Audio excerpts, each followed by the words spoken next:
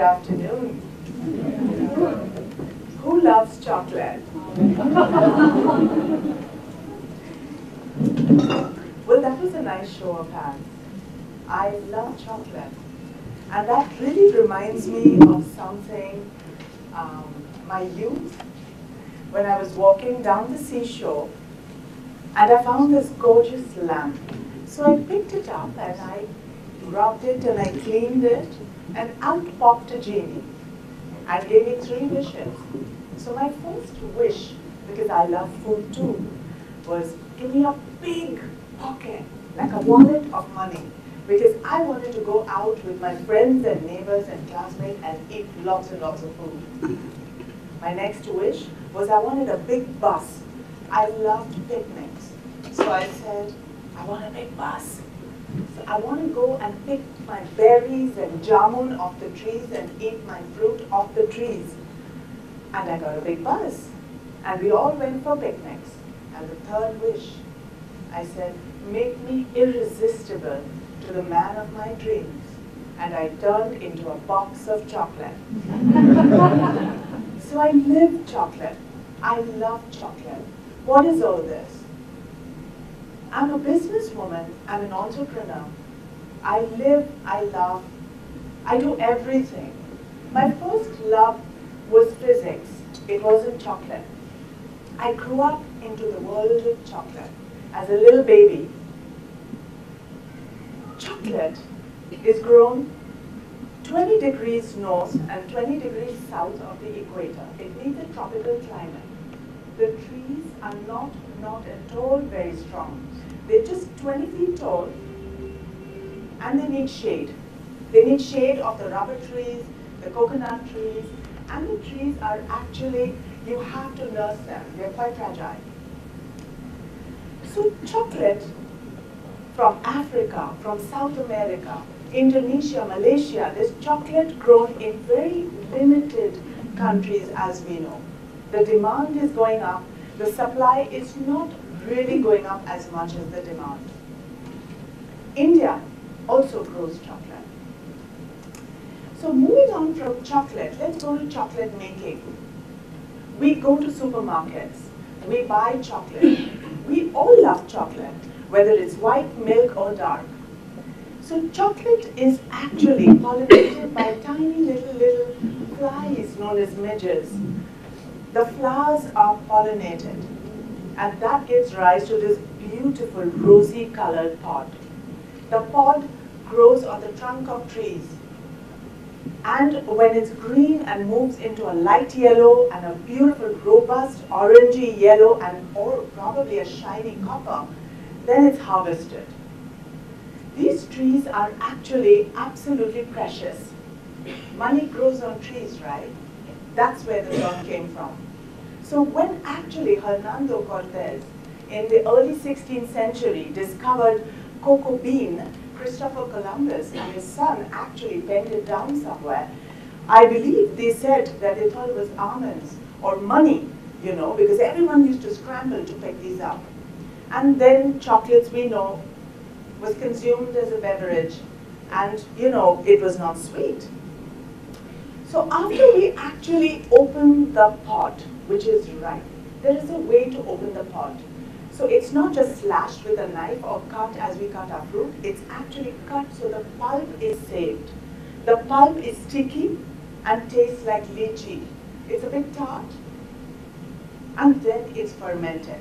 So in a pod, you don't get many beans. You get 20 to 50. That's it. These few beans contribute to making only 2 dark bars, if you're lucky, and maybe 4 to 5 milk chocolate bars. So after you ferment these beans for a while, because there are 2 actually main types of cocoa trees. So you have the Criollo beans and you have the Forastero. When the 2 are crossbred, you get the Trinitaro. And the good news is that there are many new such kind of crossbreeding that's taking place. That's going to give rise to a lot of new flavors into the chocolate that we eat. So after the chocolate and the bean is fermented, it's roasted. Roasting, again, differs from the bean to the bean. Like a Criollo is very fragile, needs lesser time, and the Forastero is a lot more hardier, needs a few longer hours, perhaps days. And after it's roasted, the beauty to note is that the shell, the pulp, and everything that dries around the bean, which is actually the nut, where the goodness and the gold lies. So the shell is actually not as hard as pistachio or walnut. It's really light. So it's winnowed off, or it's air blown off. Or if you just do this and sieve it, you actually are left with a bean. With this delicious cocoa bean, once roasted, you can actually eat it raw. And it's quite delicious. It's bitter, but it's an acquired taste. And once you're used to it, you're hooked. So after all of this is actually gotten together, they are separated. You have little beans and they're graded as per size from where they come from. They go into large machines which conch it. Before it's conched, it's refined, it's pressed, and you get this delicious dark chocolate liquor.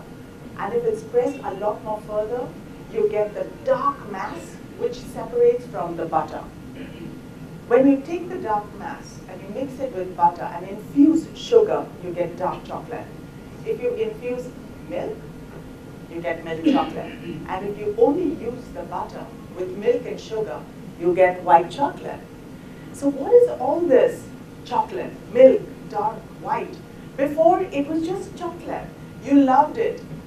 You shared it. Or you didn't. So honestly, what are all these percentages? Is it really important to know it? How do you eat chocolate? So when you actually buy chocolate, even if it's a bar in a market, supermarket, it should look pretty. It attracts you. So you buy a pretty looking chocolate. You look at it. And then you take it slowly closer to you and you inhale it. And then you place it on your tongue and let it melt slowly. And after it melts, you actually kind of let it go down and you discover the texture, the creaminess, the note, could be fruity, could be woody, and the finish. That's exactly how chocolate should be had. Not like all the scented chocolates, which I love to create too, because that actually assassinates the true flavor of a pure chocolate. Like a chocolate in its entirety is something by itself. So as we move along, what are these percentages? So if you really want to discover chocolate and your own palate, take it through a journey. Look for a percentage. Start maybe at 55% dark, slowly move to a 65% dark, or in the area, could be 69, could be 63, whatever's available. And if you like it still darker, move towards a 70 or an 80 or a 90. Whatever's your pleasure is your balance to chocolate. Whatever I like, I eat. And trust me, I love my milk chocolate. It could be 32% creamy, 39%. And I also love white chocolate. Depends on my mood, moment, what I'm eating, what I'm pairing it with. So that's chocolate for you. Single origin. What is single origin and organic? Well, single origin is chocolate from one origin, and organic is chocolate which has no pesticide and chemical. Moving on to diabetes and diabetic people who would love to eat chocolate. So diabetic chocolate, you should always look for no added sugar and always look for a delicious chocolate where everything has a substitute for sugar which is infused into the bar.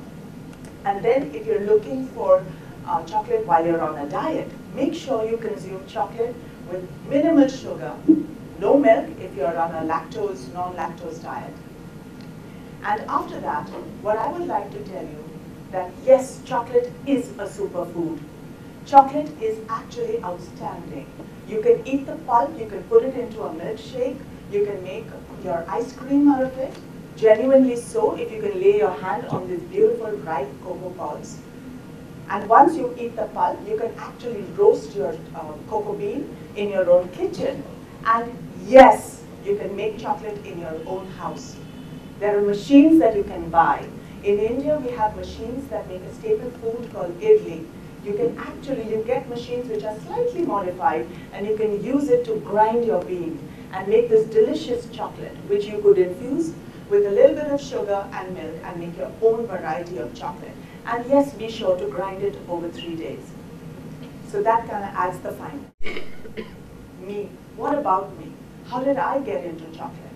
Well, to tell you the truth is, I am like a little crocodile who swims in the ocean. I learned to weather the storm. I have never taken a chocolate course. I have absolutely not gone for a hotel management course or a culinary institute, which I actually am looking forward to doing it at some point in my life. I learned as I went along. And what I would like to share with you is attitude.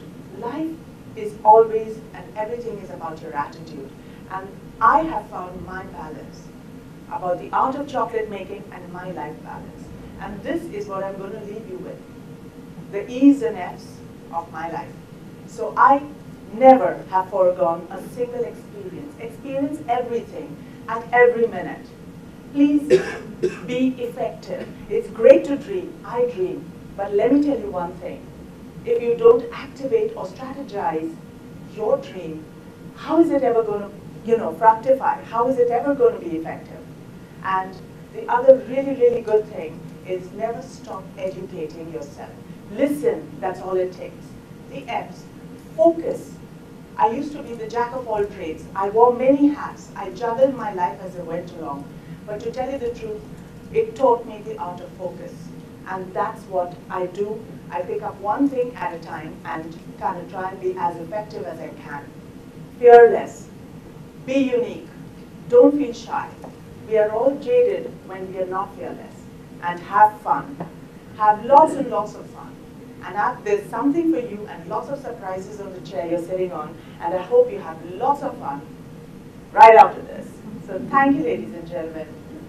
See you soon.